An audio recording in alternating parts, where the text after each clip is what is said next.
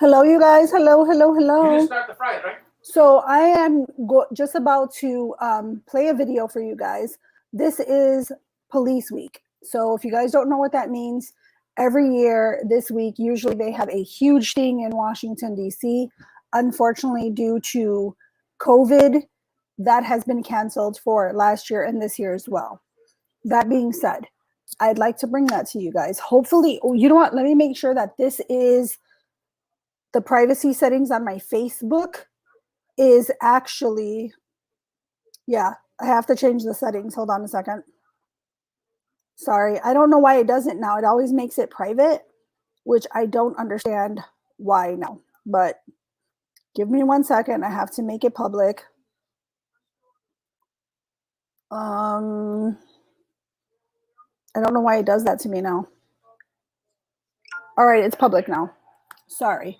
Anyways, hello, you guys. Police Lives Matter. Thank you. So we are going to kind of get into it. This is Police Week. So in honor of Police Week, I thought there's nothing better to bring you than explaining what the thin blue line means. We're going to start there, and then we're going to take it into a very different direction. So I'm going to play a video for you really quick, and I'm going to tell you and break down. Well, this video is going to kind of break down and give you a quick little insight as to what the thin blue line actually means. Okay, I'm going to mute myself.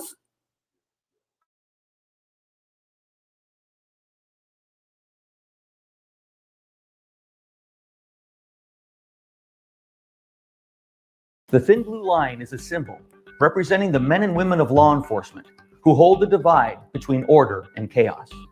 The black space above, which on a flag is speckled with stars, represents citizenry and order, while the darkness below, crime and anarchy. Running between them, a thin blue line that keeps them apart, separating the chaos from the order. The thin blue line flag is flown to show support for our heroes in law enforcement and serves as a consoling reminder that they will always be there to protect us. For those who walk it, the thin blue line is a reflection of courage, a pledge of brotherhood, and a tribute to those who have fallen in the line of duty, affirming their memory lives on in the courage of the brave who continue to walk every day that narrow channel between order and chaos. Learn more at thin.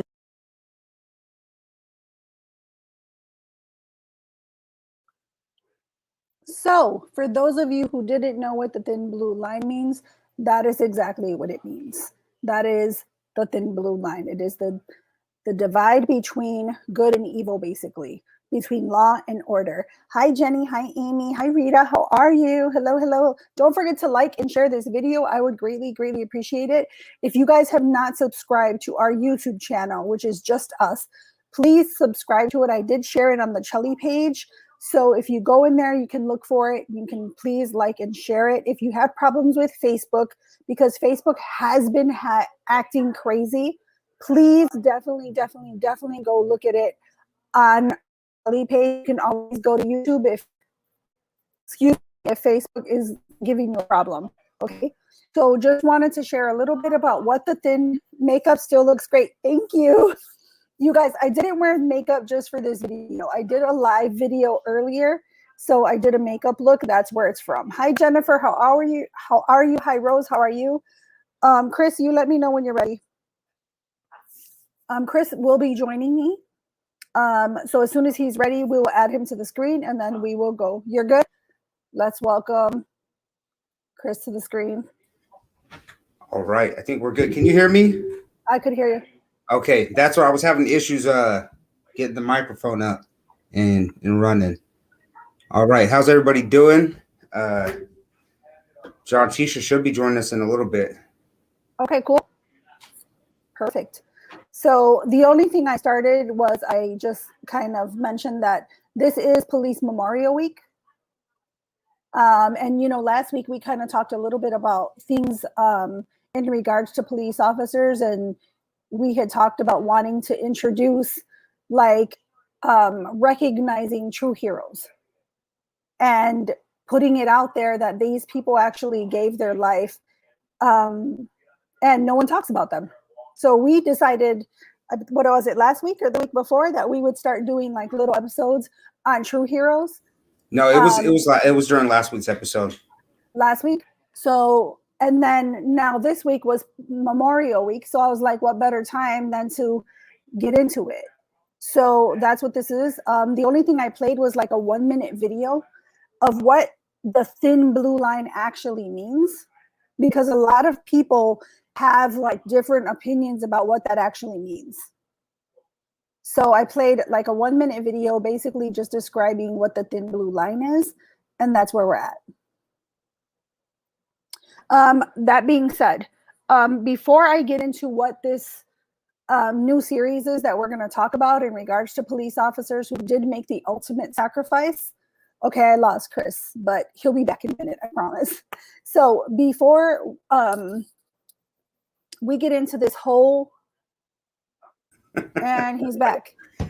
I was trying to get some of the video set up, and then I clicked out of the screen. I was like, oh, well, we lost him.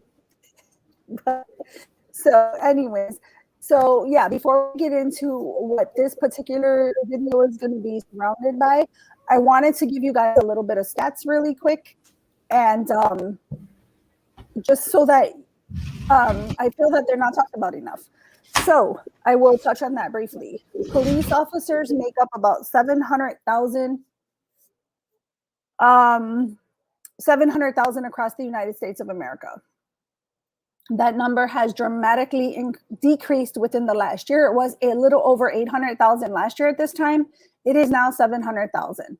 I think that we all know why that number has decreased so quickly, because they are retiring at a ridiculous rate. I promise you that this is true. I just in my district alone, and this is only one like tiny piece of policing, there are probably 10 people leaving this year, and that is just on my watch alone, which is a daytime shift. That's not even including any other watch. There are 10 people leaving, and I know exactly why they're leaving. So 700,000 now. That makes up, for the United States of America, that makes up about 0.25% of the entire population. Okay, so that means we are not even a whole percent of the population. An officer is killed every 53 hours. A police officer makes the ultimate sacrifice every 53 hours. If you look at the numbers of police officers that have been killed in the line of duty, they are 18. Well, actually, it just went up. A year ago today, it was like 18.5%. Then it went up to 18.9%. Now I believe it's almost 21%. A police officer is more likely to get killed by a person of color than the other way around. Okay? This whole narrative about police are out there killing people of color at an unprecedented rate is a false narrative. I believe that there is an agenda behind it. I think that it is pushed to create the divide. That is what I feel that it's personally created for, because it is not true. The numbers don't lie. We don't need, what's that new math that they're teaching our kids now? What's it called? Common Core. Common Core. Boom. We don't need Common Core math. We need simple math. Like, simple math speaks volumes. The numbers don't lie. So that being said, sorry, I lost sound at one point. But so that being said, I wanted to share with you guys something that is actually near and dear to me. Chris and I talked last week about Officer Dia. Okay, Officer Dia was an officer who was killed July 6th of 2020. He, his last words were to the dispatcher, and he called out and said, 118, tell my family I love them, and he died. His death was barely talked about. A lot of people do not know his name. A lot of people will not remember his name because it was overshadowed by the death of George Floyd. I feel that even if it wasn't just for George Floyd, I think that police officers lose, they're not talked about.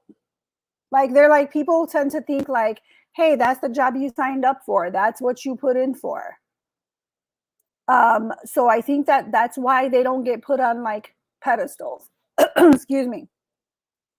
And I'm not saying that they should be put on pedestals, because that is, they do go into it knowing that that could be their faith, right? Because the job is a dangerous job, period. You have to wear a bulletproof vest. But I think that we are idolizing people like Jacob Blake, Kamala Harris, our vice president, went and met with his family. We are idolizing people like that. We are idolizing people like Breonna Taylor. And I do not think that, I understand that she did not deserve to die. I understand that wholeheartedly. But guess what? Someone took a shot at the police returned fire, and unfortunately she was killed within that crossfire. But when we create these type of narratives, and we continue to push that police officers are out here killing people of color at unprecedented rates, I think that it is terrible. It is unfair when we are not talking about officers who have given the ultimate sacrifice, who actually took a job to make a difference, and we are not talking about them. They are so easily forgotten. So that's what brings me to this video tonight in honor of Memorial Week. Hi.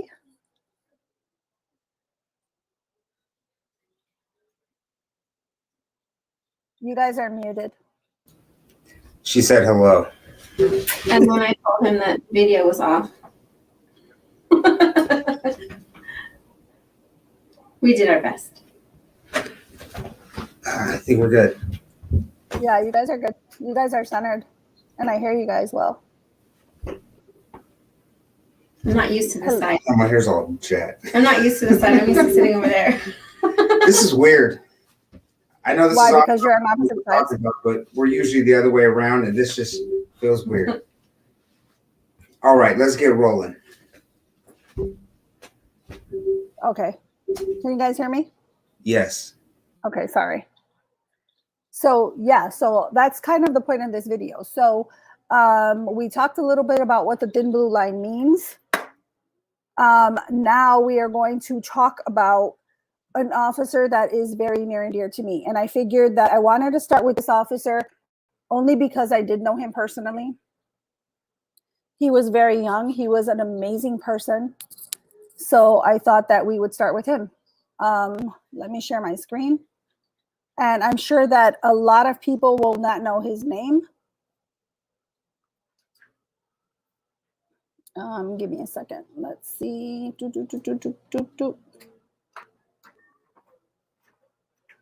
All right.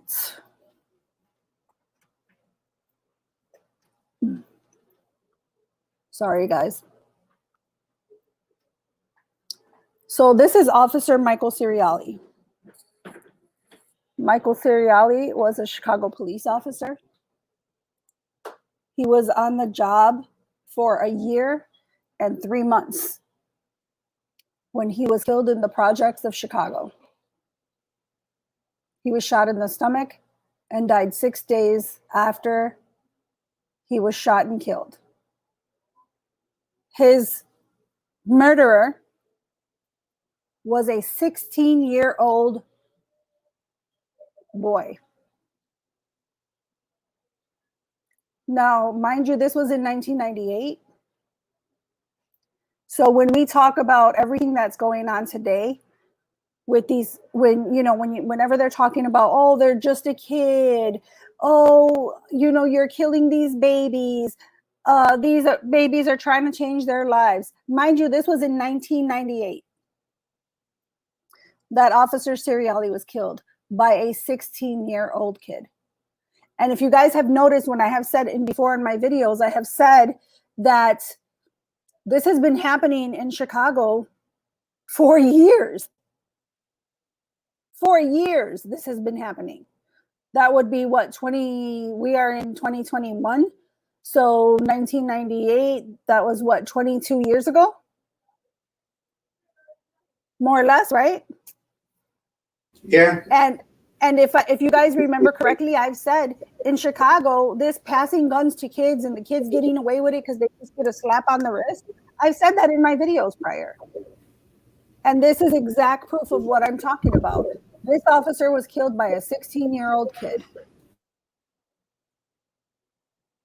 And this was in 1998. Matter of fact, if I can, let me see if I can put, let's see if I can pull this one up. No, this one's brighter. He was killed August 21st of 1998. Now, mind you, Officer Ciriali was a classmate of mine. He was a friend of mine. We started the police academy together. We finished the police academy together. And if you look at these images, like this smile is how he walked down the hallways of the police academy every single day. When I tell you there's not a time I remember him being angry, there's not a time that I remember him being sad or mad. I remember him literally like this all the time. All the time. He always laughed. He was always joking. One of the sweetest people I've ever had the pleasure of meeting. And he was killed by a 16-year-old kid. So when we talk about, when the media tries to push these narratives about kids being so innocent and, oh, they just don't know better and all this bullshit, you can miss me with all of that. Because this man's family will never get to see him again. We will never get to celebrate an anniversary together ever again. We just celebrated our 24th year anniversary, May 5th. We started the police academy May 5th, 1997. I was class 97 to Adam. He was class 97 to Boy. So he is very near and dear to me. We do police memorial runs every year. Unfortunately, because of COVID, it was canceled last year. It's also canceled this year. They put actual photos. They look kind of like stop signs, the size of stop signs or one-way, not stop signs, one-way signs. And they put images of them. I actually wear his picture on my shirt every year to honor him. So I'm going to play a little video. They did a tribute to him not too long ago. Actually, it was, when was it? I'm sorry. It was a couple years back now. It was in 2018. It was at his 20-year anniversary of his death. They actually did a video to honor him. And some people probably have never heard his name ever. And I think that that's sad because we will forever remember names like George Floyd. We will forever remember names like Trayvon Martin. We will forever remember names like Breonna Taylor, Jacob Blake. Our president and our vice president are talking about these people. Nancy Pelosi thanked George Floyd for sacrificing his life. I wonder if they know his name. I doubt it. They don't. And it's sad because, and this is why we agreed to do this last week, is because when we were talking about this and you mentioned the other officer, and as we were on the live, I went and I kind of looked up what happened, and it's sad because you're right, nobody does hear about this, but yet we hear about all these other people, and a lot of the times they're not, they really haven't contributed anything good. I'm not saying that they're bad people, but they haven't contributed anything positive to the society, but yet we hold them up and we don't pay attention to nobody. So I think this is a great opportunity for something like this. I agree, hands down, Chris. So I'm going to share a little bit of, where is it? Sorry. Let me share my audio as well, because sometimes I forget. Sorry. Where are you?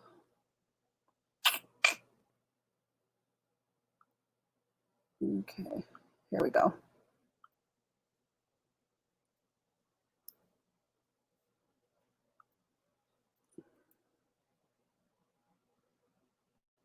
Can you see the screen, Chris?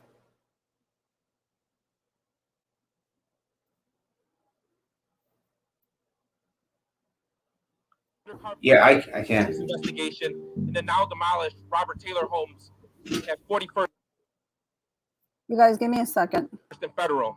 On August 15th, 1998, a member of the Gangster Disciples spotted Officer Sirielli's presence and fired one .357 round out of a pistol, striking Officer Ciriali just under his body armor and into his stomach.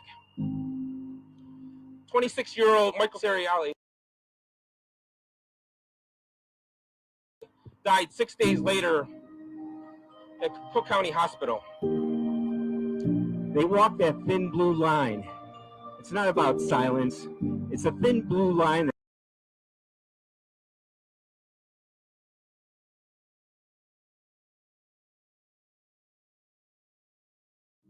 20 years ago,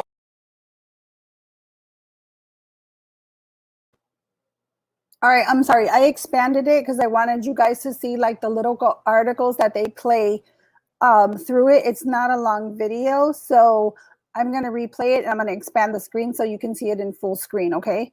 I'm going to mute myself.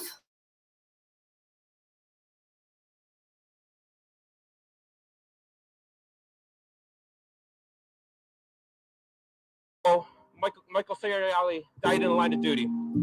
He and his partner was conducting an undercover narcotics investigation in the now demolished Robert Taylor homes at 41st and Federal. On August 15th, 1998, a member of the Gangster Disciples spotted Officer Ciriali's presence and fired one .357 round out of a pistol, striking Officer Ciriali just under his body armor and into his stomach. 26-year-old Michael Ciriali died 6 days later at Cook County Hospital. They walk that thin blue line.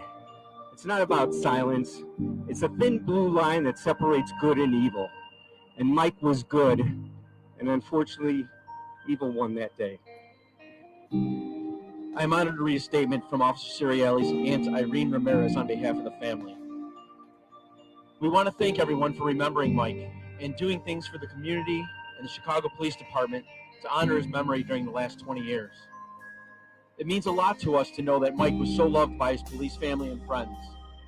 We'd also like to thank members of the Chicago Police Department for all they did for Mike and the family 20 years ago when tragedy struck and continue to do so today. May God and our guardian angel Michael watch over each and every Chicago police officer and protect them from harm.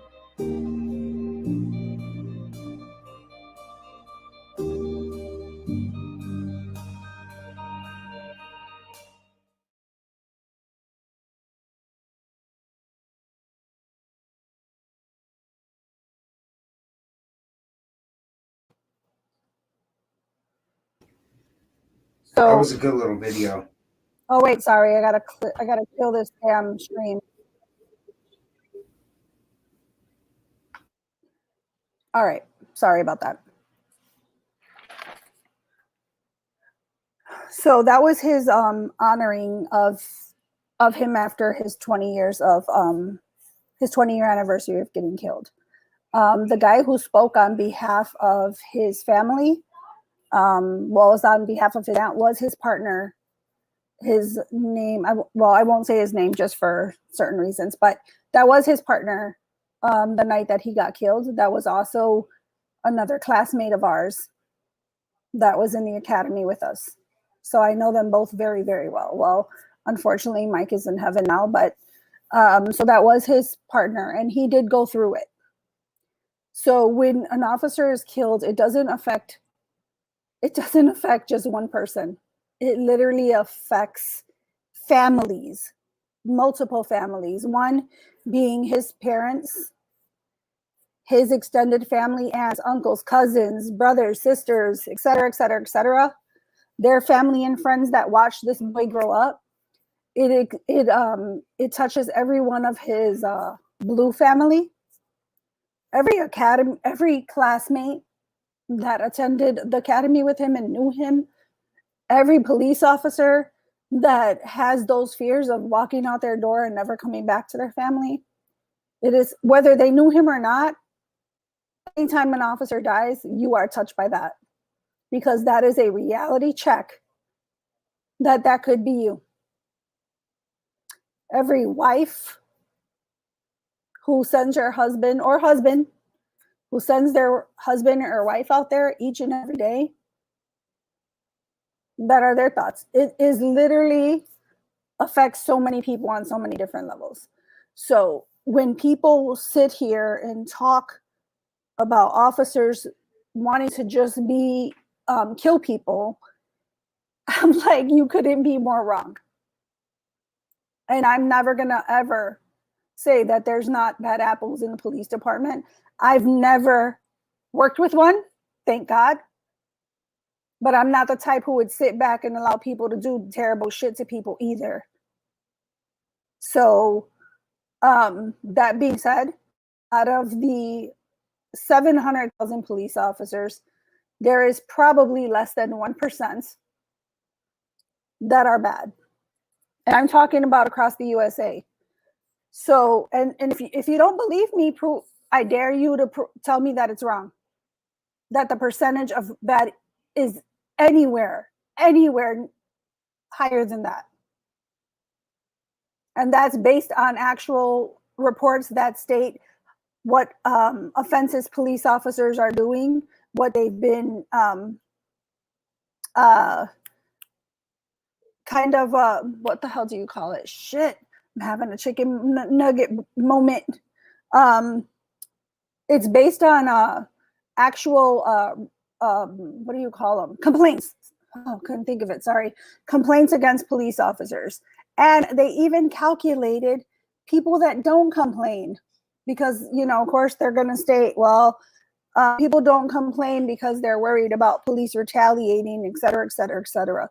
With body cameras and all the things that we have out there, beside body cameras, with these things in our face every single day, those numbers are false.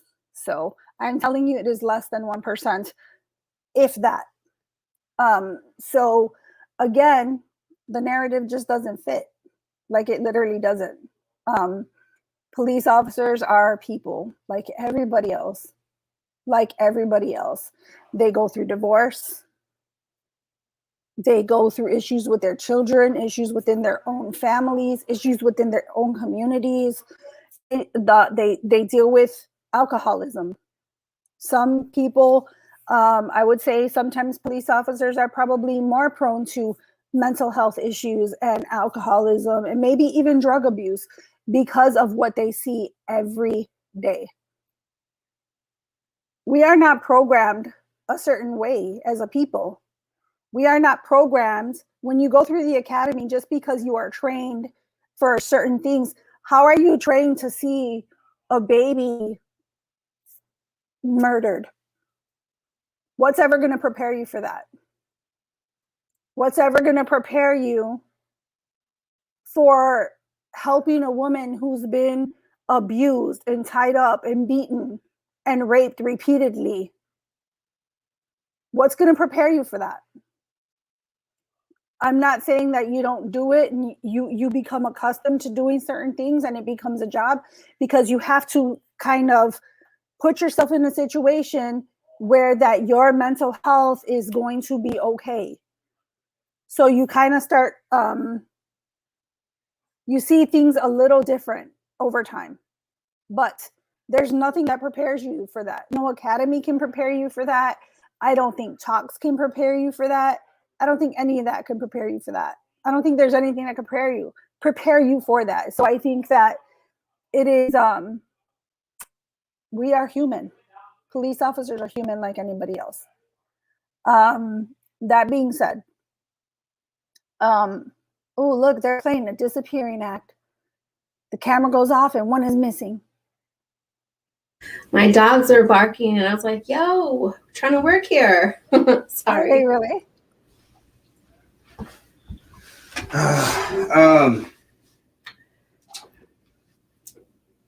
So unmuted. Yes, unmuted. Just something as you were talking. I think that's something that there's something we really got to start pushing, and that is the fact that cops are human.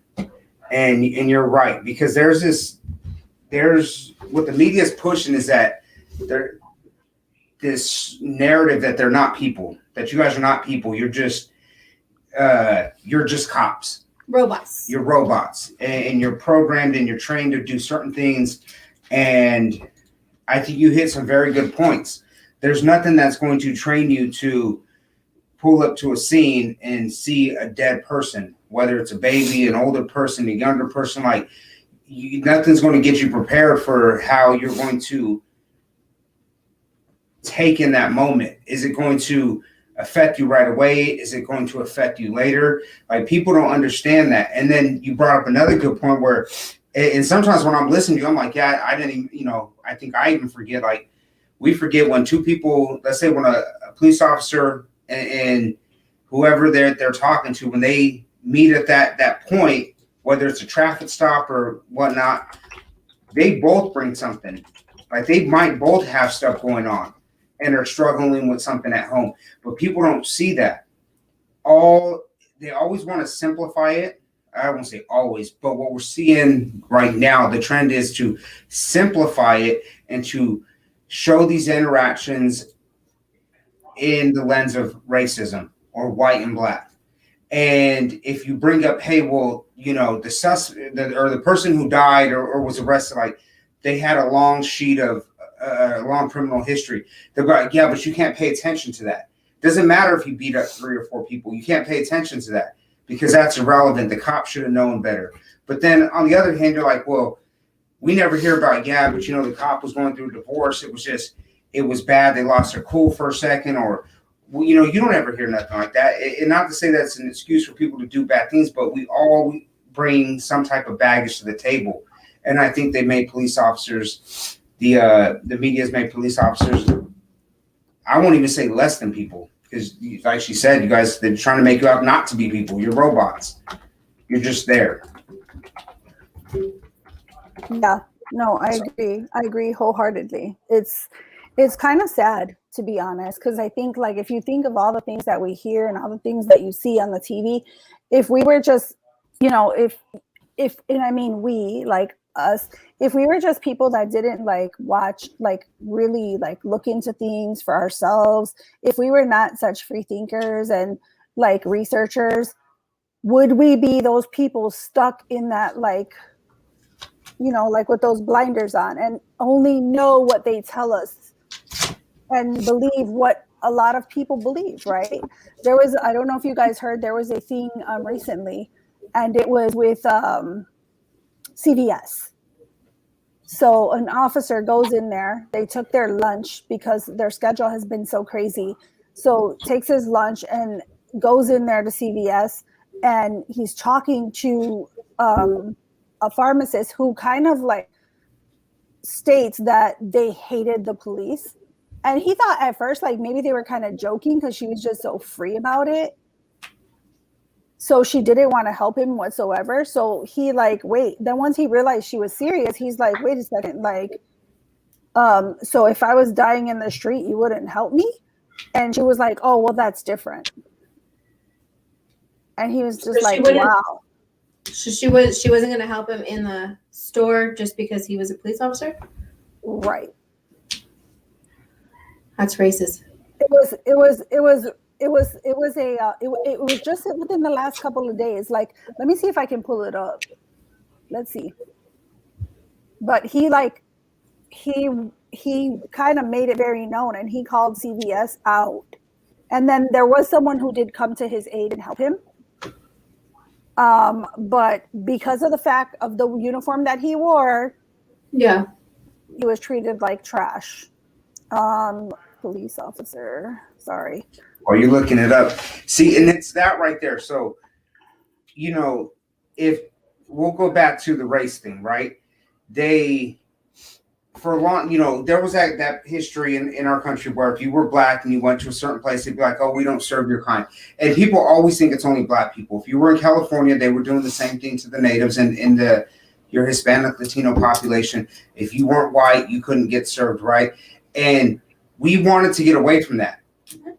There was a lot of things that were fought for and a lot of movements that happened in order to change the direction of our nation to something better, to where people weren't walking, they could walk into a store and not be refused service based on their appearance, whether it be their skin color or whatever. So it's crazy because now they're justifying, they're making it okay that it's that what I'm getting to is it's like that anti-racism stuff that you'll hear Abram Etz Candy push, like anti-racism. You got to be, in order to have that, you got to be racist towards white people in a sense. Well, and that's how they're treating police. Like the police are hurting people, so it's okay to be mean to them just because of the uniform. But I'll be damned if a police officer gets rude or has a bad day and gets snooty with somebody because they've been through a lot. That's not okay. But it's okay for people to act out, and that stuff pisses me off. Like especially when I see young kids just like they're on the street and they're doing stupid shit, and it could be a police officer, it could be a person, and somebody will tell them, hey, knock that off, and they'll be like, fuck you, and you're like, what? Like you're trying to help out. Like we make that okay, and people will run to that kid's rescue and be like, you shouldn't be telling this kid what to do. We've created this culture, and those are the people right now that you're seeing with this police officer. I bet you she was one of those kids that was out there being disrespectful, and instead of somebody sticking up for the person that was trying to discipline her, they probably were helping her out, yell at that person. And now we have to deal with her as an adult. Yeah, I agree. So this is, thank you, Janet. I appreciate you. Can you guys see the screen? Hey, Chris and Janisha. I wasn't sure if you could see the screen. Because when I'm in another line, I can't hear you guys shake your head because it won't show me the screen. Oh, I'm sorry, my bad. Yes. I was like, wait, I had to go back. Let me see. So this was, I'm over here on mute telling my kids they better knock it off, and you're trying to hear my voice. Sorry. I was like, wait, is she shaking her head because I can't see her? Let me go back to the screen. My bad. It's okay. Yes, because it. Okay. So this is actually, his name is Pat Diamond, and he says, I just walked into the Minute Clinic at the New Milford, New Jersey CVS because I am battling a sinus infection for the last few days. With being so busy at work, I took my meal break for my appointment time. I walked into the room in my full police uniform, and the nurse practitioner, in so many words, told me she hates cops. I thought she was joking at first, but she was dead serious and told me to leave because I carry a gun. I asked her if I was dying on the side of the road, she wouldn't treat me. She replied, that is different. Shame on CVS for employing Molly Palouse. I don't know if I'm saying that right. Poulose. And thank you for the great managers whose name I didn't get who tried to help me. This was today, I believe.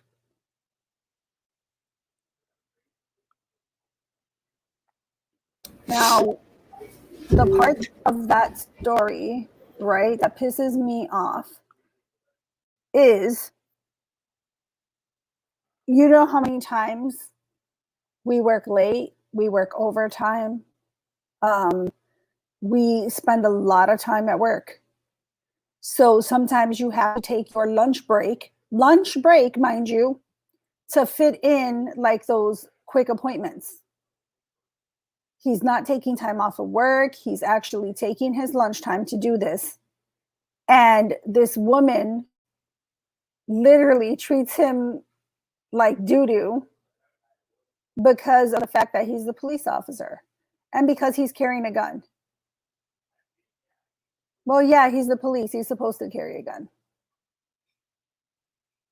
Like, it just doesn't make sense. Like, I want to start seeing articles when they say, like, hey, CVS clapped back and fired their ass. Because, first of all, if you're seeking, especially in a medical profession, you're supposed to be rendering aid to everybody, regardless of who they are. And if you're not, just because he's the police, then your ass should not be in the field that you're in. Like, that makes no that's ridiculous to me. Like, he's taking his lunch break to get help for a sinus infection, and Hey, you and ask him to leave. to what you're saying, I think that's another thing that people don't look at. You got one person who, the professionalism, the police officer was being professional and didn't overreact. And then that goes back to it in his line. If he did, let's say he wasn't being professional and he overreacted and got upset with that lady, they would have been calling to fire him, defund the police, burning shit down, you know, because those people like to always go really, really extra far on that. But nothing's ever done to the person who's doing it. So here's this girl, and there's another solid point, being unprofessional.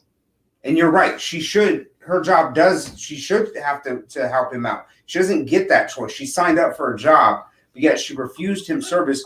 They want these police fired on the spot, like, oh, you're being rude, hey, fire him. And then they want somebody to literally turn around and be like, hey, you know, police officer so-and-so, you're fired. They should start doing it to these people like this. And CVS, hey, that was rude. That was unprofessional.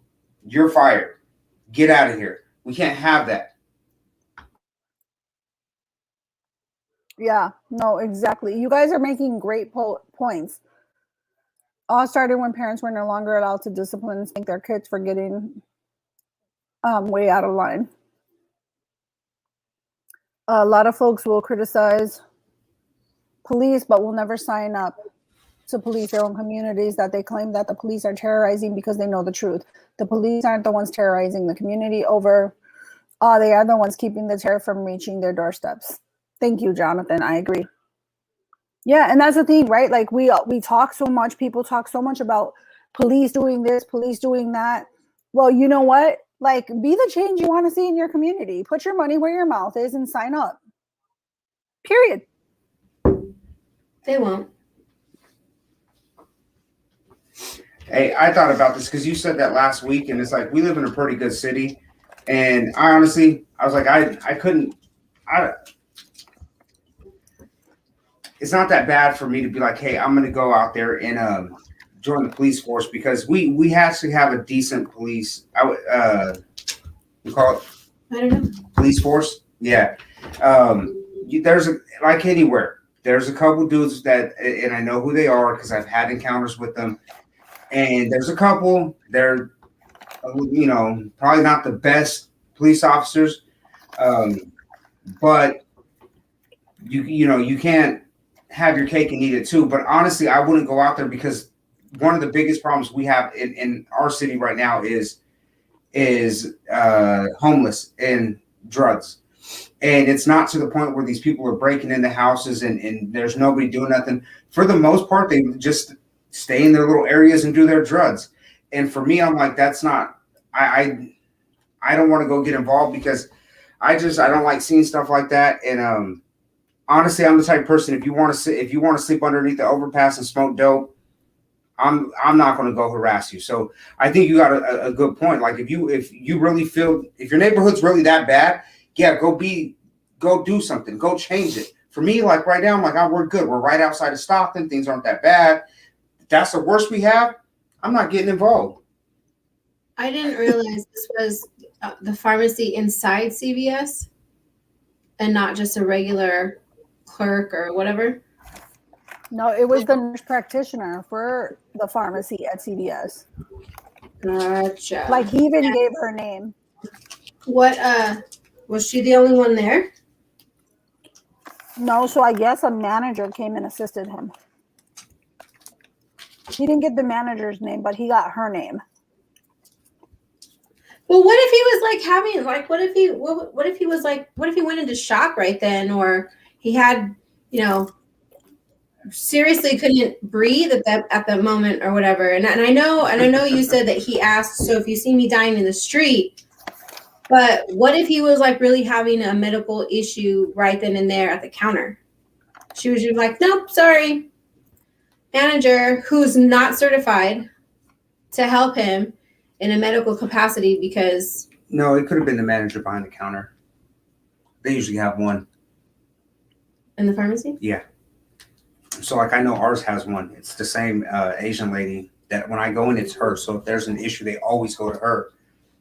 So that's probably what it was. So she's certified as a nurse practitioner or Whatever she is, I just know she's the whatever boss. that can help. I'm gonna Yeah, assume. I mean, so, whoever but- they have that manager with somebody behind there.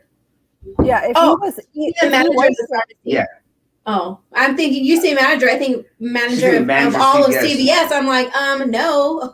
Okay, the manager of the pharmacy. Okay, yeah, I get it. I see it. All right, well, yeah, I I mean mean- that had something happened to him, like right, had something happened to this officer, then guess what? They would have talked about it for a hot second, and then it would have been old news because you know Yeah. nobody would have pushed that shit out there. Now, had he went in there and throat punched her ass and she died, then it'd be talked about forever. well, It's at least someone helped him. Yeah, so someone did wind up helping him. I guess the manager wound up helping him. But I'm like, first of all, people just want to focus on like, oh well, you shouldn't be going in there in uniform. I'm like, this man is taking his damn lunch. He can do whatever he wants during his lunch hour. Like But that's- sometimes that's how limited time they have. Like I'm not joking. People have looked at me. Excuse me. I've had like where we had like days off canceled and we're working mad ass 12-hour days.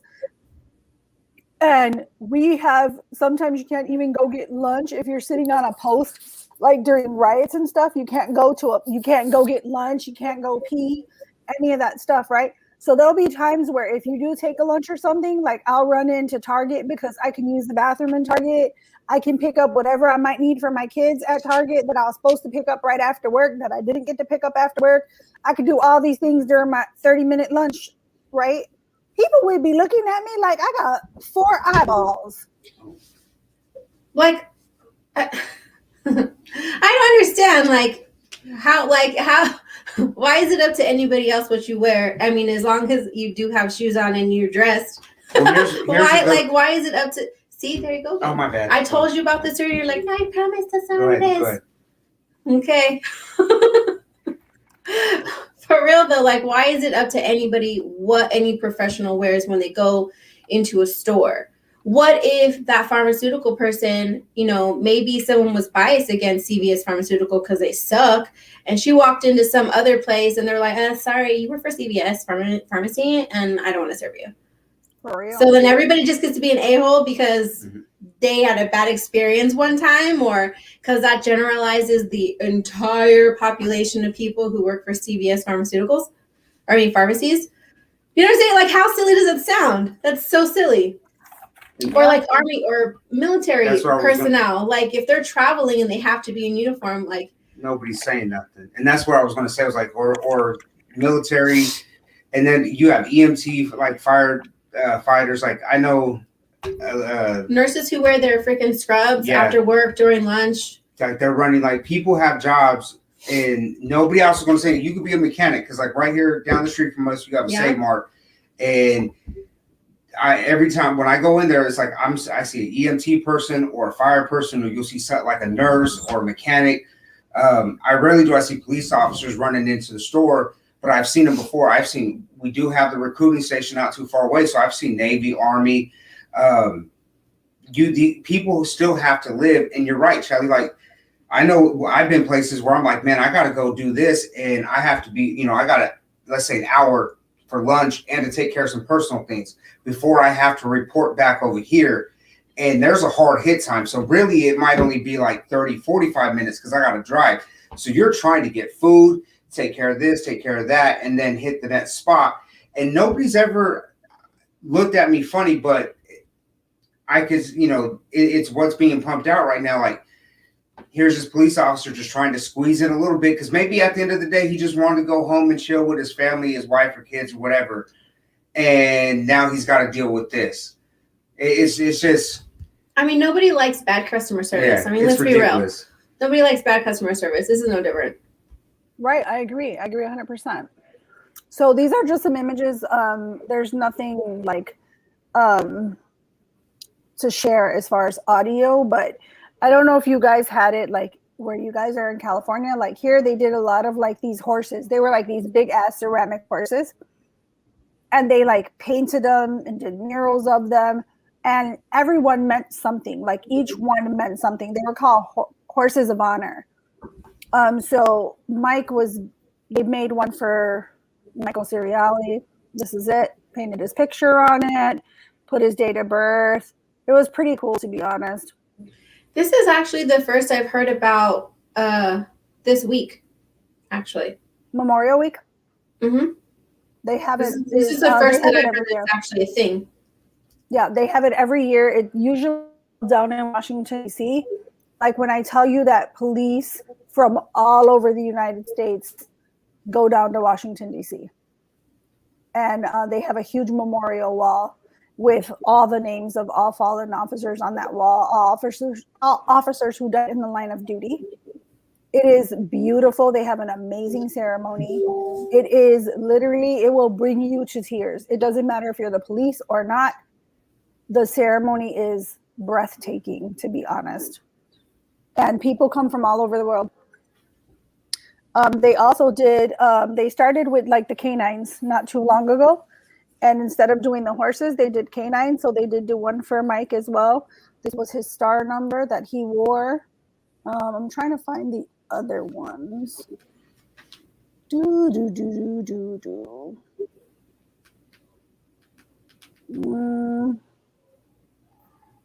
don't know what the heck happened to him. I had a bunch earlier, but I had to like clear some of my screen. But yeah, so they like these dogs. They're huge ass ceramic dogs. Oh wow! Mm-hmm. They're pretty huge, and then they like paint them, and then they dedicate them to something. They were doing it with horses, like they were huge, and they were like kind of all over the city. You used to see them everywhere, and now they're doing dogs. Just a little fun fact. These ceramic, like dogs and horses and stuff like that, they are literally made right down the street from me, like on my block, literally. There's a tiny factory on the corner. I can walk there. It's like 4 houses down, to be honest. They make all these statues, like, I mean, for like Italian festivals, like any of these like statues, like these ceramic statues, they send them all over the world. It's right by my house. It's literally by my house. Just a little fun fact. But I support the blue. Hi, Jerome. How are you? Thank you. I know a lot of you guys do, like, and I appreciate that from the bottom of my heart. And like I said, I don't support people I do not support people who do bad shit or shit outside the scope of their duties. If you did not take your oath seriously to serve and protect, then you shouldn't be here, period. I will never support that. Someone doing something terrible just because you can, I don't support that shit. Be a good person. You should be taking this job for the right reasons. I took it for the right reasons, and that is why I'm so passionate about putting out good things about officers, what officers do. Literally. I am super passionate. There was an article released, I believe it was in New York. I believe there was like 3 people shot, and you see this female officer carrying this baby running down the street with this baby in her hands, right? To save this child's life. And this was recently. It's all over Facebook. It's all over.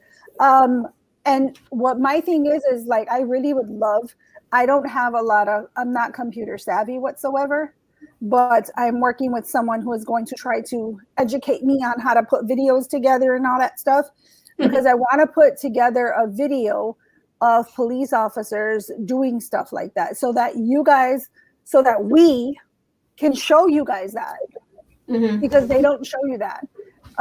When the 7-year-old that was shot and killed here in Chicago, in the McDonald's drive-thru, they didn't show on the news these officers literally, like, I mean, in seconds, the minute they arrived on scene, grabbing this baby out of that car, run her, and I'm holding this baby in their arm in the backseat of a squad car and rushing her to the hospital. Not only that, but getting on their radios, making sure that they have cars to lead them through so that nobody gets in their way. Yeah. To make a hole to get this baby to the hospital. And they don't show stuff like that. And I'd like to show more of that because I want to make sure that people know both sides of it. You know what I mean? There are so many good deeds that go untold. Always. And again, it's time to wake people up. It is time to let people know that there are a bunch of good people out there. And these officers are putting their life on the line. They wear a bulletproof vest every single day. And not only that, but I was thinking this the other day. I brought my, like my work vest home to wash it. So I'm just like, crap, there's like 2 handles on it right here. So I was carrying it and I was thinking, for some reason, it felt heavier just in my arm. And I was thinking, you know what? People don't even realize how heavy your equipment is. Like you don't realize how heavy that equipment is. Now, mind you, imagine officers running, right? You have this vest on and your body armor weighs so much. Plus you have your duty gear with all the things that you need on your waist. And you're doing all these things that, people take for granted just running. Hey, like I'm running, I'm chasing you. But now I'm carrying an extra 50 pounds. You know how much extra 50 pounds is for a woman like me who is 5'6", 150 pounds soaking wet? That's a lot of. I'm carrying 200 pounds running. So I'm like, gotta start thinking about these things. I know they're like little stupid things, but people don't think about it. But that makes a difference, though. Like the extra weight that you carry on yourself. I mean, let alone physically in real life, but add, like, especially if you're a little out of shape like me, and you have what did I say before? A little under endurance, and then add a whole vest and all of your equipment. Like, imagine what that does to your joints and your back and your endurance and your agility. All of those things. Like, it makes a difference. It makes a really big difference. It really does. And I honestly didn't realize that until I was like carrying my vest and I thought, fuck, this fucker is heavy. And I was like, especially after I saw that. Yeah, I was like, it's like sometimes we'll do runs with gear, but I think for me, it's like people, even if you're just walking, like I think one time I probably had a good 80 to 100 pounds because I carried all my stuff and we couldn't, where we got dropped off at this training event, they dropped us off and they couldn't take the bus no further. And they're like, oh, but your group is like 2 miles away or something like that. Like you guys have to walk there because no vehicles past this point. And I was like, damn. And I was like, well, here you go. And I had put my rucksack on my back and I had put my backpack like this way. So they put my backpack on first, so it's in the front, then my rucksack, and then I put other stuff on top. And then I got my weapon, and you're doing all this stuff, and I'm walking like 2 miles, and it was like, I think it was probably closer to 100 pounds. I'm like, damn, by the time I got there, like, it doesn't seem like a lot, but it weighs you down, and it doing stuff like that, it starts to eat at your body, and that's where you start getting like service-related injuries, whether you're a cop or military. Like you add extra stuff onto your body that's not meant to be there, it does take a toll on you. And I think a lot of people, when they look at police officers, because they're not actually feeling the weight of it, nor have they ever felt the weight, they can't relate to it. And I think one of the best things to do, like if you want to see how it feels to have extra weight, go get a body vest, a 20, 30, 40 pound body vest, put it on, and just, if you've never done it before, and just walk around like a couple blocks. I guarantee you by the time you get back, you're going to be like, oh man, you're going to feel it. The downward force on your body. And even with the belt on, I mean, it's still dragging you down. So it is a lot. And even to that 10, 15, 20 pounds that you might throw on, that's still not normal for us to carry the extra weight. Especially like have to run around with it on your hips and stuff. Yeah. Well, it is, like, and then this is on your hips. So you know what I've noticed? Like I had to have hip surgery, I want to say like a couple years back, like I think it was 2018. Yeah, it was 2018. So I had 2 surgeries in 2018 that were duty related. So I was running, chasing a guy with a gun. And I literally I was so like focused, and I'm like, I hate running. It is the one thing that I fucking hate the most. So I was running, and I literally I all of a sudden like just felt like something weird in my knee. I want to know what's so funny. What the hell did he say? Look, she's just cracking up. Chris, where you at? Say what you said. Oh, my bad. I'm so What did sorry. he say? I want to know what he said. I know he said something as he got up and walked away. No, he was he was sitting down in this chair, and when he got up, he goes.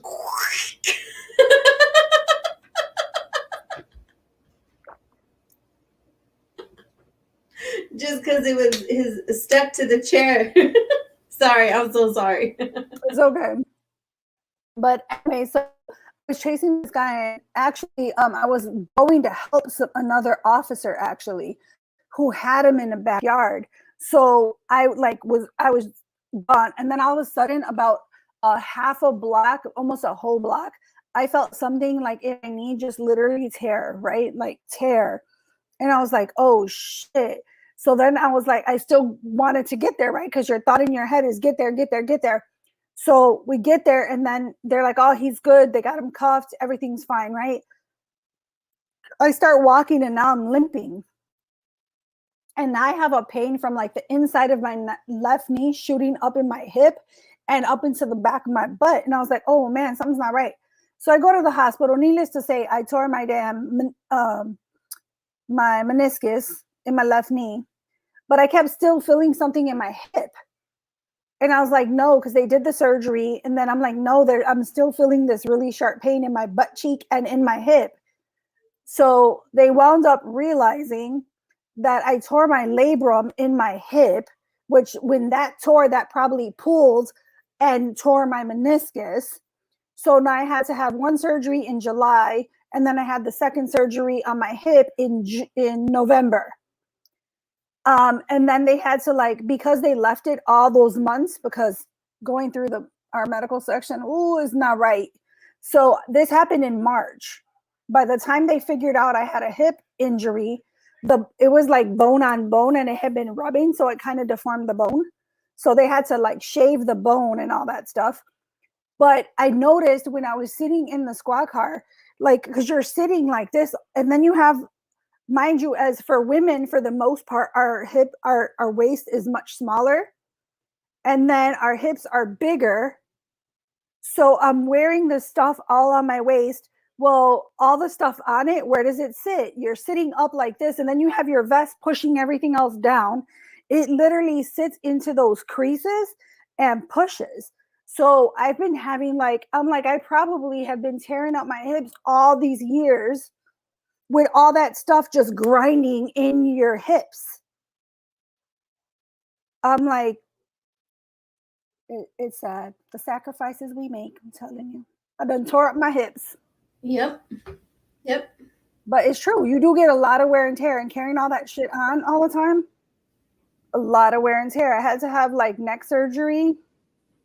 I don't know. It was a long time ago, but I had to have neck surgery, and they were like, oh, were you ever in a car accident? And I was like, no, I never hit my head. I've hit my head a bunch of times at work, but wearing all this stuff, it compressed my cervical spine. So 2 vertebrae were compressed. So I had to have surgery. That's why I got this crazy little scar right here. I got a metal plate and everything in my neck. It's terrible. And I'm like, you know what? It's probably all that damn weight I'm carrying. And not just from these thick hips. I thought we needed a joke in there. Because people are like, damn, okay. Yeah, not just from these thick old hips. From all that damn equipment I'm carrying. Running around the city of Chicago trying to catch bad guys. It's a lot. Now bad guys are trying to catch police officers. True. We have reversed roles. He's right. So I pulled up let's see if I can find them. Okay, right here.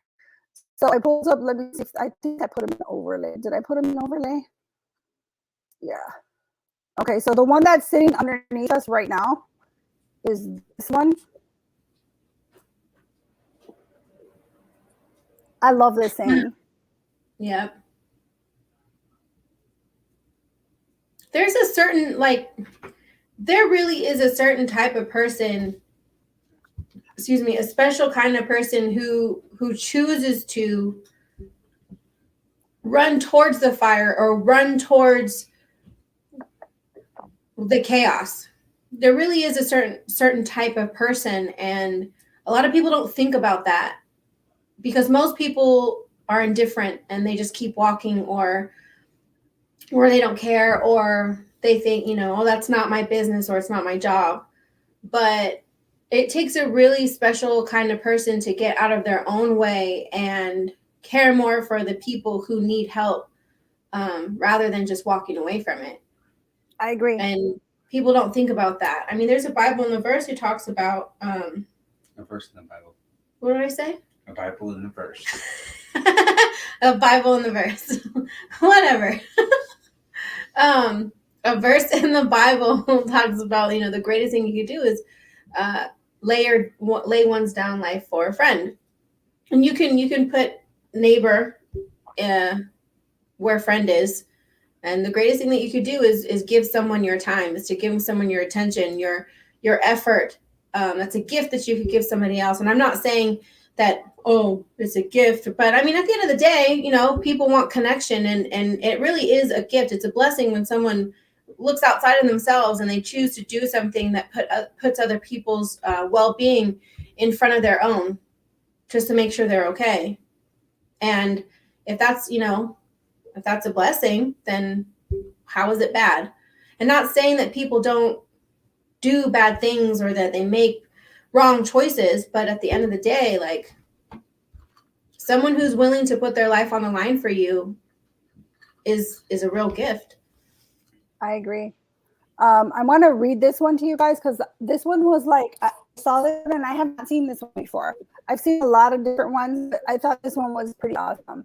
So it says, an officer's heart. I choose to work in law enforcement. It's my duty and my call. I will serve no matter what the risk, in crisis, great or small, protecting life and liberties from jeopardy and from threat.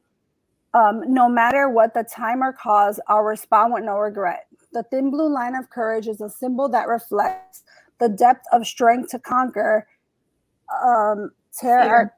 Fear. Sorry. Damn, my eyes are terrible. Fear of commitment and respect. I should have had one of you guys read it. Duty calls, the race begins, day's end is unknown. Though focused on the work at hand, my heart is back at home. As an officer, I know I'm not in this alone. You stand with me by my side and pray my safety home. I give you this special gift, a heart for us to share, holding precious words of love for days so hard to bear. Every moment of every day in my heart you'll always be. We'll never be far apart. You have a piece of me. You kids are jumping. What? What did he say? That was an accident. That was an accident. We were listening to the kids are, you know, having a free-for-all. It's one of those nights. Yeah. Yeah, got it. Usually they're cool, but tonight they're all over the place. It happened. It'd be like that sometimes. But yeah, I thought that one was dope. I thought that one was actually really, really dope. And to be honest, that's probably how I feel. I think for me, the only thing that I would want is for my kids never to be, or my family, my friends, I would never want them to be like, you know, like bitter. Yeah. God forbid something happened. I'd want them to be proud. You know what I mean? Like, I wouldn't want them to be like, I hate that job or I hate that whatever. I'd want them to be like, you know what? My mom made the ultimate sacrifice trying to be the change she wanted to see, period. Right. But also I think that it takes a certain person to fill those shoes, but then to be able to come home and let their family know that as important as that job is, that you still love them and that you still spend time with them so that if something, God forbid, ever did happen and it just happened that way, that they would understand and know that this is what this was your purpose, but that you still came back and you spent time with them and you still poured your time and attention and your effort into them to have that quality time so that they wouldn't do that. Now, does everybody do that? No, but I would think there are more officers, more people who do that than there are not. You know what I'm saying? Yeah. Just like the minority is usually always the ones that seem to be louder than the majority. And this, I think, is like that in comparison to that. Yeah, I agree 100%. But yeah, so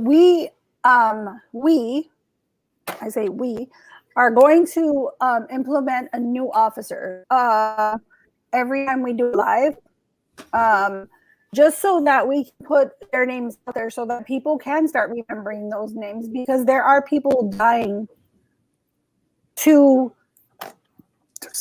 save other people. They are actually making the ultimate sacrifices. Sorry, I'm drinking this damn bubbly. It does it to me every freaking time. You hate to see it, but we are going to start implementing that. And we are going to talk about real heroes, because I consider them real heroes. They are literally putting their life on the line, and they have put their life on the line. And nobody talks about them.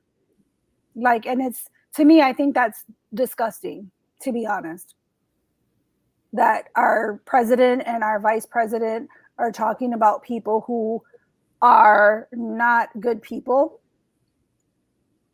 and visiting them and doing all these things, but yet we're not talking about people who actually are making the ultimate sacrifice. And not only that, John Tisha, you kind of brought up a point earlier when you were talking about when we watch videos, right, all the time. You'll see these big ass fights. You'll see people shooting, all this kind of stuff.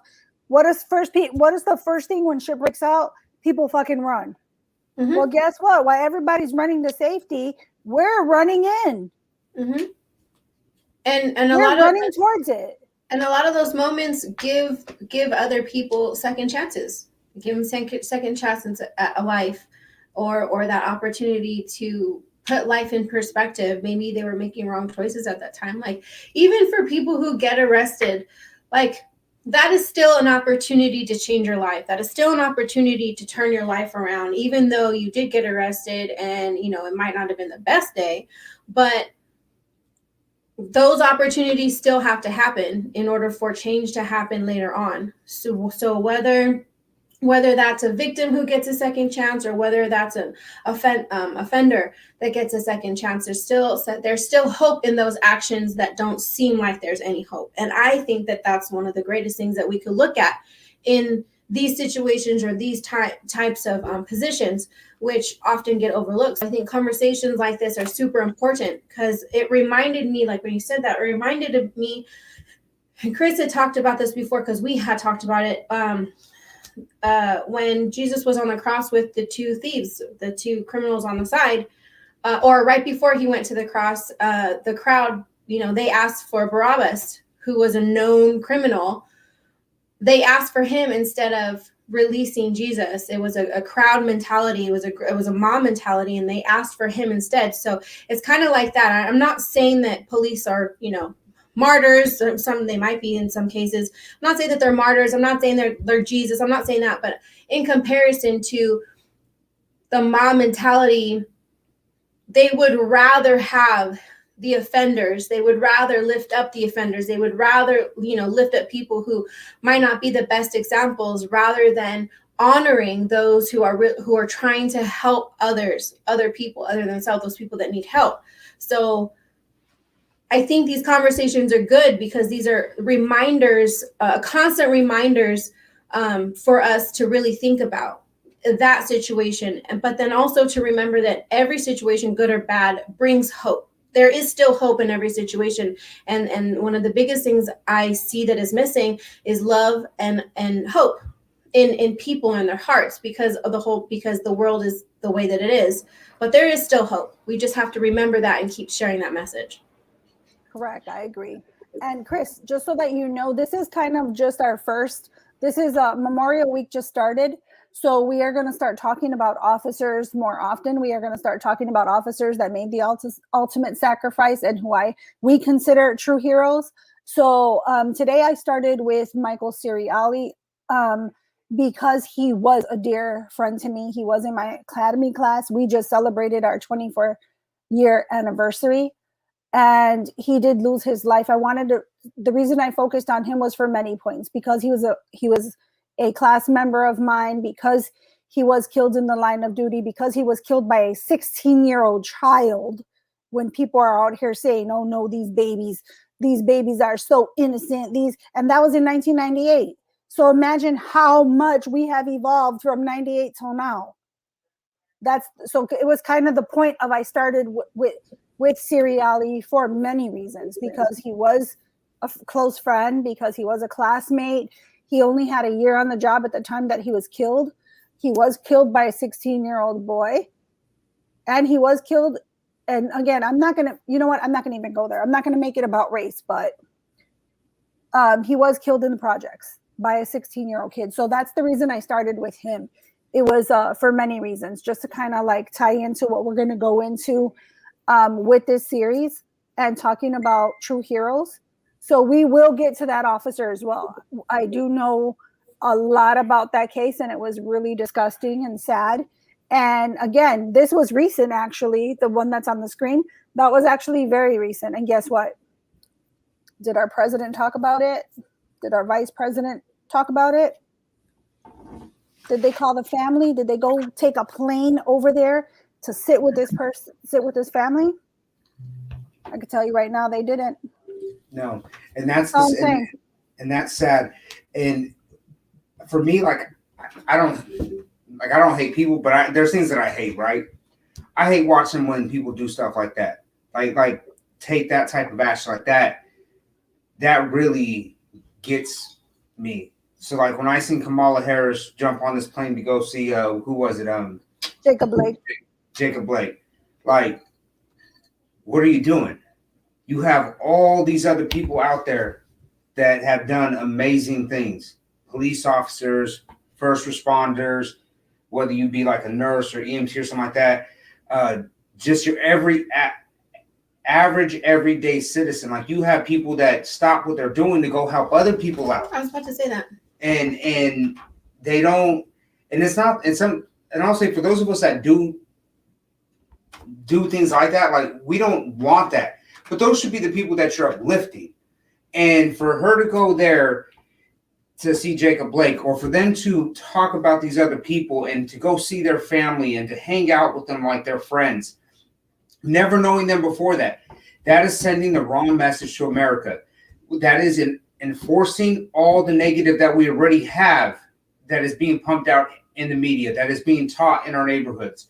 That's just reinforcing it, that it's okay to live these lifestyles. It's okay to do certain things. It's okay to be a certain type of person, because that's the society that we're in, and we'll make it acceptable, because the bad guys are the cops. And if you get hurt by a bad guy, you have a high chance of the president or vice president coming to see you, and they're going to take care of it. It's reinforcing bad behavior or bad choices. Reinforcing it, and it's sad. It's disgusting. No, I agree 100%. I definitely agree. Someone asked me a question if the person who killed Michael Ciriali was still in prison. So as far as I know, I believe he is. His name is Jonathan Tolliver. And Jonathan in 1998, well, it was actually in 2000, early 2000 and something, when he was finally convicted. He was given 60 years and 6 years and a 15-year imprisonment. So as far as I know, he was charged with first-degree murder in the death of Michael Ciriali. He also had like possession of a controlled substance.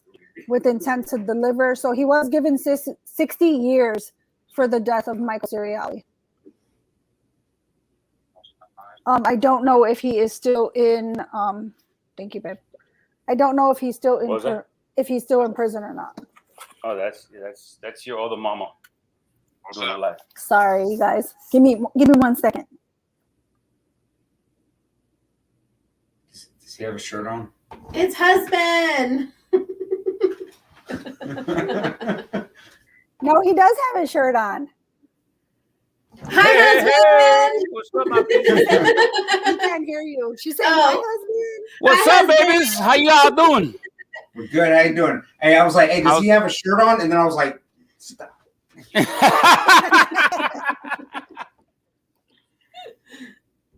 Put them guns away. I came to bring her some.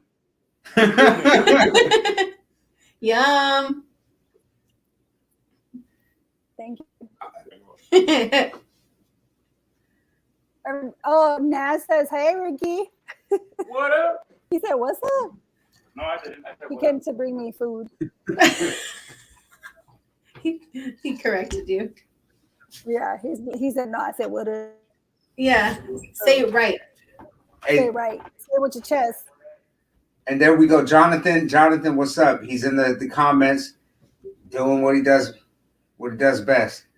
And Jonathan, Well, it's 4 from the bottom. yeah. There we go. Right there. Dude, and that's kind of like I'm glad you said that, because this, a little off topic, but this is what puts us in the situations we're in this country, where you have a former police officer who's now our vice president condoning the behaviors of criminals, and she was probably one of the worst politicians we had in California. Like, she was trying to keep people locked up for cheap labor, and now she's out there promoting criminals. Oh, and immigration. She's promoting cheap labor. Right up her alley. She it's the hypocrisy of our politicians that are keeping us in this cycle of nonsense and violence and whatever else goes into it. Let me see. No, that was a good one. I didn't know that she was a former police officer.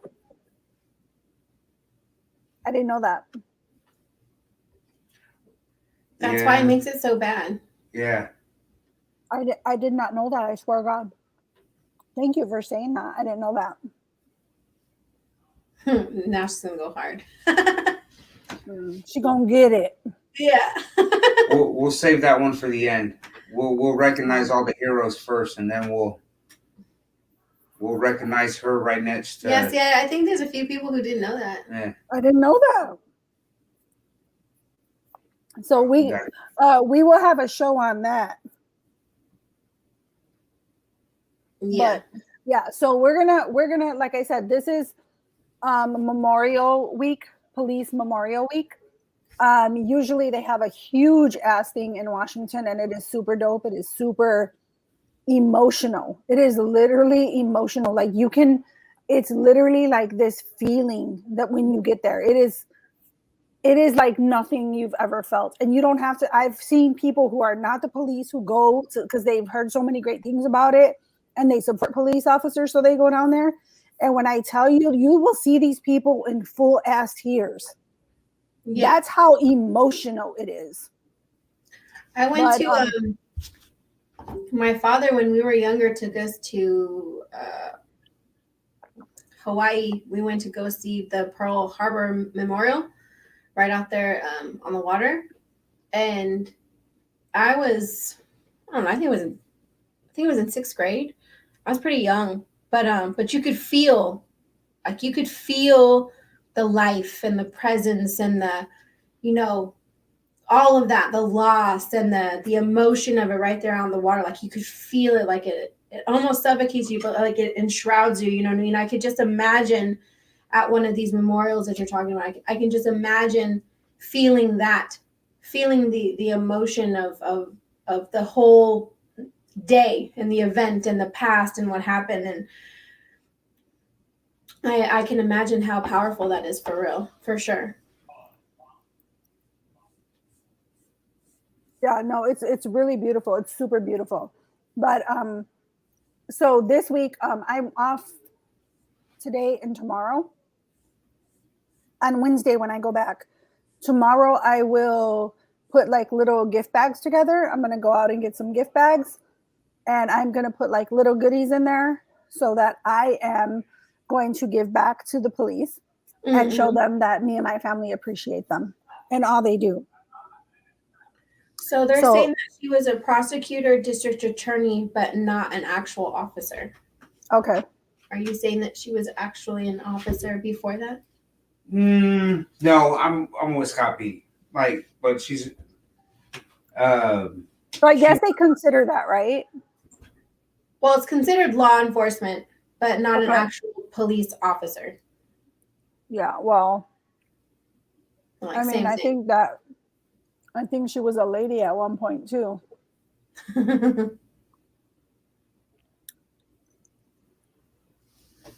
So maybe not an actual police officer, but at Okay. least law enforcement, presiding over, which we can. What Okay, makes sense. is that for real or no? Scott said, "Still a piece of shit." I think so. We'll do one on her because there's now that Scott has said that, I was looking into it, it's like she is just an attorney, district attorney, but they got some really good memes and some really good what do you call them, like Photoshop pictures of her in police officer uniform. So we're gonna have to do a video roasting her ass. I'm here for the shits and giggles.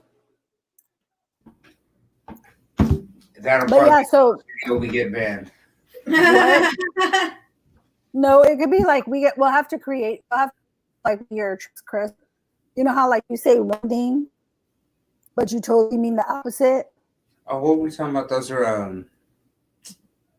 We're gonna have to do one of those. I'm sorry, what happened? When it has two meanings. She said, "I'm sorry, what happened?" Yeah. When you say something like I didn't hear the whole conversation. Wait, what? When you say something, Remember how? That's what she Remember he posted? double entendre. Yeah. Remember when he posted something and people thought that he like flipped sides and shit, and people were freaking Oh yeah, out? because they didn't read the whole thing. Yeah, so I said, well, we're gonna have to do it like that so we don't get banned. Oh yeah. We'll have to, 2 steps ahead. That's what she said. Hey, that's what Kamala said. Just saying. Hey, literally, that took me like a second to catch up to. Yeah. My brain's starting to slow down. Yeah. So before we end this show, I know you guys have a lot of stuff to do. I want to show you guys really quick. Excuse me. This is a letter from Officer Sirielli's cousin. Yeah. And this was done in August when they did his, it was like a little memorial thing. So this was his cousin. He basically just kind of talks about it being, do one of you guys want to read this? Because these eyes, I need readers or some shit. I can, but we have to pull it up on here. I need you to make that larger. Oh, you know what? You can actually do it on that one. Yeah, I got you. Hold on. There we go. Okay. It's August. It's hot, muggy, dirty, and I hate it. Hate is a very strong word, but when it comes down to the month of August, I hate it with all my heart. Don't like to use the word hate, but in this situation, I have to. Why do I hate August? August was the month when Officer Michael, how do you say his last name? Ciriali. Sirielli was killed in the line of duty. Sorry, I messed up. It totally. Anyways, on August 15, 1998, Officer Michael Ciriali was working undercover conducting narcotics surveillance at the Robert Taylor homes. During the surveillance, Officer Ciriali was spotted by the offenders who entered a nearby apartment building and informed one of the gang's security guards, a a 16-year-old juvenile. Michael chased this 16-year-old gang member through the yards of the Robert Taylor homes. He chased the kid through a couple of bushes. The moment he got out, the young punk pulled out a gun and shot Officer Ciriali right below his bulletproof vest. Officer down, was yelled on the police dispatch. Officer Michael Ciriali was brought to Chicago Memorial Hospital, where he was in a coma for 6 days. Family members and fellow officers hoped and prayed for a quick recovery. Almost the entire city of Chicago donated blood to, I'm gonna cry. Almost the entire city of Chicago donated blood to the fallen officer. It was a long and tough battle, but on August 21st, 1998, Officer Michael Sirielli passed away at the age of 26. The battle was lost. The city of Chicago lost a great police officer that day. Over the years, streets, softball tournaments, parks, horses, just to name a few, have all been dedicated to Michael's memory. Speeches have been made on how great Michael was as police officer. He was someone who wanted to be a cop ever since he was 5 years old, and when his mother took a picture of him in front of a Chicago police car while pretending that he was driving it.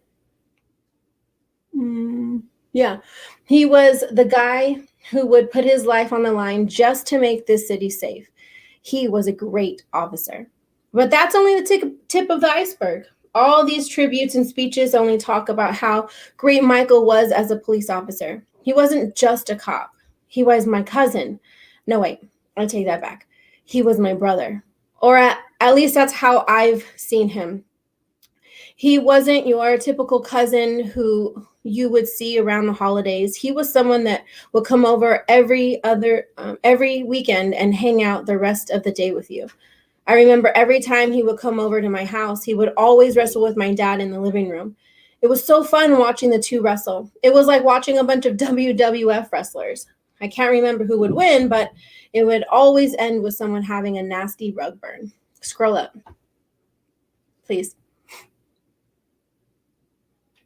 Right there.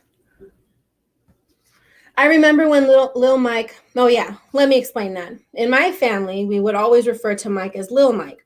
I have two cousins that are named Michael. To avoid any confusion, and since Lil Mike was the youngest, we decided to call him, well, you get the idea. I wonder if being called Lil Mike ever bothered him. Actually, as a kid, I thought that was his legal name, Lil Mike Ciriali. I don't think that bothered him at all. Going back to what I was saying, I remember he took me, my sister, and brother to Brookfield Zoo after a Little League game. I can't remember the little details when we were at the zoo, but I do remember the car ride home, kinda. My brother Nick, sister Steph, and I fell asleep at the back seat of the car on the way home. He took a picture of all of us sleeping. Both my head and my sister's were resting on my brother's shoulders. My brother's lips were all blue from eating a popsicle that day. It was a Kodak moment, and it was all thanks to Lil Mike. Lil Mike had great character. He was someone that you could depend on no matter what. He was lovable, that's for sure. I can't help to think that he had a little Robert De Niro in him. Every time I watch the movie The Deer Hunter, Lil Mike always reminds me of De Niro's performance in that film. Is it because the character was named Michael? No, that sounds idiotic. Is it his mannerisms? Maybe. The scene that reminds me of Lil Mike the most was the wedding reception scene. It was when Michael is smiling as Meryl Streep's character while she's dancing with Christopher Walken. Plus, it was one of Lil Mike's favorite movies of all time. The last time I saw my cousin was at my brother's baseball game. I was 11 years old and I was playing with a bunch of kids that I just met. Mike stopped by to watch the game for a little bit.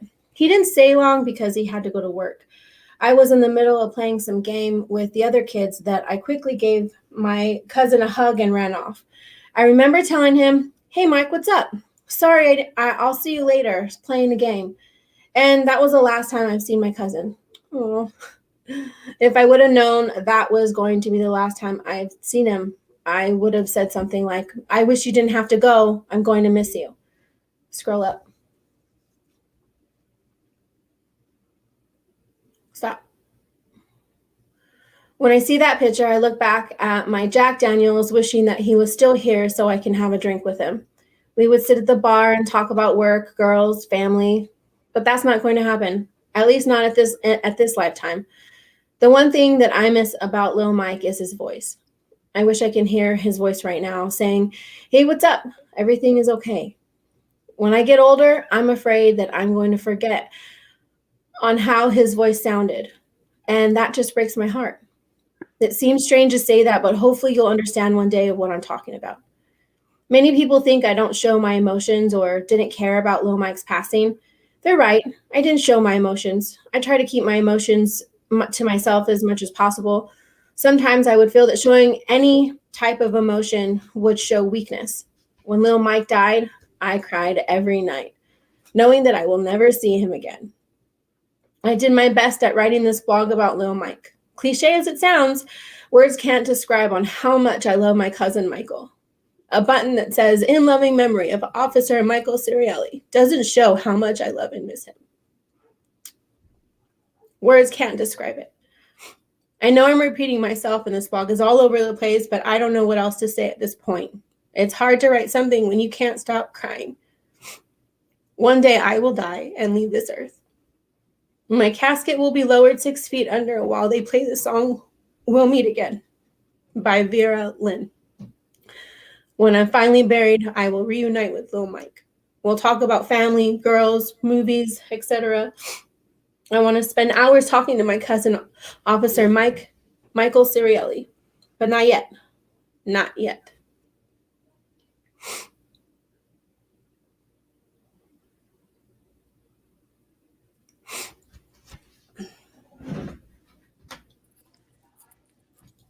So, on that note, I think we will end the first of our True Heroes show. I want to thank you guys all for watching. Please like and share. If you haven't followed our YouTube channel, please do that. I posted it on my Chelly page prior to coming live. And I hope that you guys will remember the name Michael Ciriali for years to come, because he was truly a hero. He was one of Chicago's finest. Although he was only on the job for a year at the time of his death, he would have made so many arrests, would have locked up so many bad people. He truly cared about the city. He cared about people. He always had a smile on his face. He didn't have a malicious bone in his body. And that day, Chicago literally lost one of Chicago's finest. So I hope that you guys will remember his name forever and share his story so that people will remember, because he truly sacrificed it all. That being said, you guys have a great night. Like, and thank you for watching.